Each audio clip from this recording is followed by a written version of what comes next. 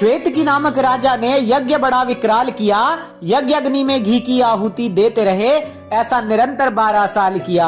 अब इस निरंतर भक्षण से बिगड़ा अग्निदेव का पाचन था, सर्वभक्ष का भी तेज क्षीण हुआ था, अग्नि पर लगने वाला लांछन था।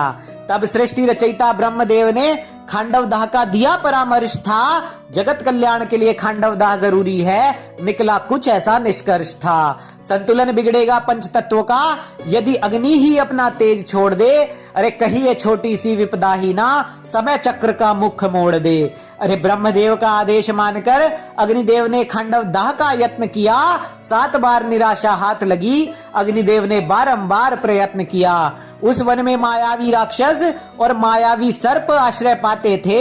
इंद्र के संरक्षण में नागराज तक्षक के नाग खांडव वन की अग्नि बुझाते थे।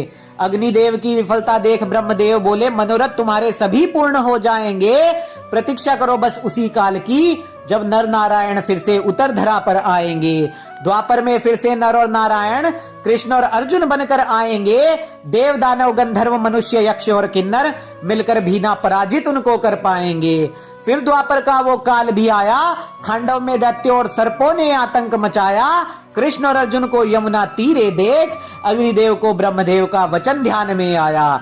ब्राह्मण का वेश धर अग्निदेव कृष्णार्जुन से बोले, मुझे अधिक खाने की आदत है वीरो, मुझको भी जरा तृप्त करो, मुझे अग्नि की भांति मान लो और इस खांडव वन को तप्त करो। तब पार्थ और माधव ने खांडव दाह का कारण पूछा, समझ नहीं कुछ पाए थे। तब जाकर अग्निदेव ने उनको ब्रह्मदेव के वचन सुनाए थे। जिन ब्रह्मदेव ने समस्त सृष्टि रची है वही खांडव दाह का आदेश सुनाते हैं। फिर भी न जाने खांडव दाह को अधर्म बताकर कुछ बुद्धिहीन छाती पीट पीट चिल्लाते हैं। अरे जो स्वयं सृष्टि के हैं रचयिता, उनको प्रिय अपनी रचना के प्राण हैं। खांडव दाह भी जरूरी था तभी हुआ, क्योंकि विध्वंस के बाद ही होता नवनिर्माण है। अरे कृष्णार्जुन ने ब्रह्मदेव का आदेश स्वीकारा, पर विपदा एक बताते हैं। साधारण धनुष रण में पार्थ के हाथों खंड खंड हो जाते हैं। देवों संग युद्ध बड़ा ही घनघोर होगा, तुणीर में तीर भी कम पड़ जाएंगे। और एक उत्तम रथ भी आवश्यक है जब चारों ओर से देव हमसे लड़ने आएंगे। अरे वरुण देव से भी श्री कृष्ण ने सुदर्शन और कोमोद की गदा को पाया था, और पार्थ के हाथ में वो महान और दिव्य धनुष थमाकर वरुण देव ने गांडीवधारी उसे बनाया था। अक्षय तुणीर और एक दिव्य रथ भी कृष्णार्जुन वरुण देव से पाते हैं, और कुछ ना समझ बालक रथ पर बने दिव्य कपी को बजरंग बली बताते हैं। अब युद्ध को तत्पर हुए जिष्णु और कान्हा का रथ हर दिशा में चलता था। वन से बाहर निकलना दुष्कर था और खांडव वन धू धू करके जलता था। तीरों की वर्षा से हो गए सभी विषधरों के टुकड़े थे।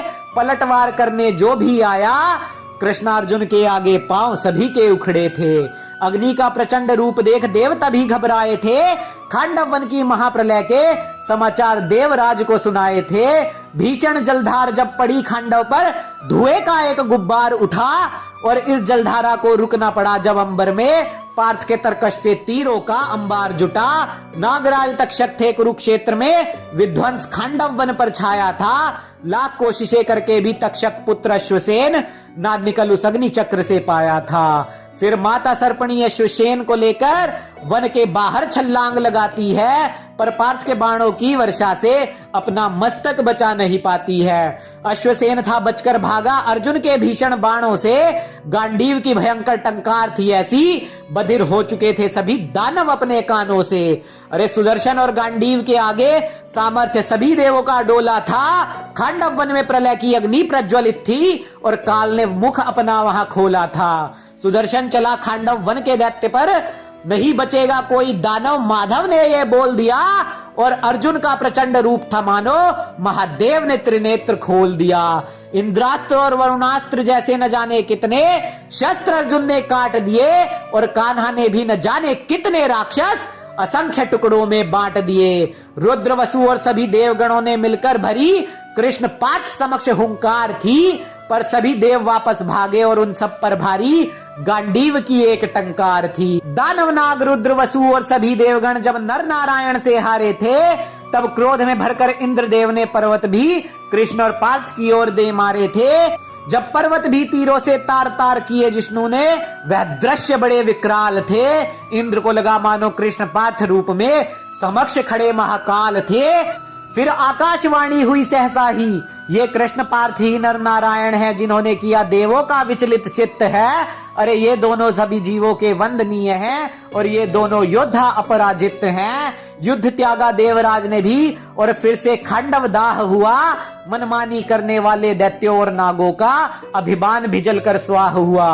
पार्थ ने प्रचंड शौर्य के बल पर देवराज से वर्था पाया। जब भी वो अपने तप से प्रसन्न महादेव को कर जाएगा, सभी देवों के अस्त्र शस्त्र का अधिकारी वो हो जाएगा।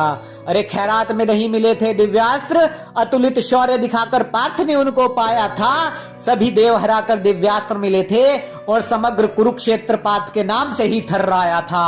खांडवदाह से शिक्षा लेकर ज्ञानी अच्छी संगत में आएंगे और खांडव की भांति जो भी अधर्म संग रहेंगे, गेहूं के संग घुन की भांति पिस जाएंगे। अरे खांडवदाह में दैत्यों और नागों का अहंकार जला, अहंकारी यूं ही फिर जल जाएंगे। वक्त शेष है, अभी भी करुणा और प्रेम साध लो। माधव बारंबार नहीं समझाएंगे, माधव बारंबार नहीं समझाएंगे।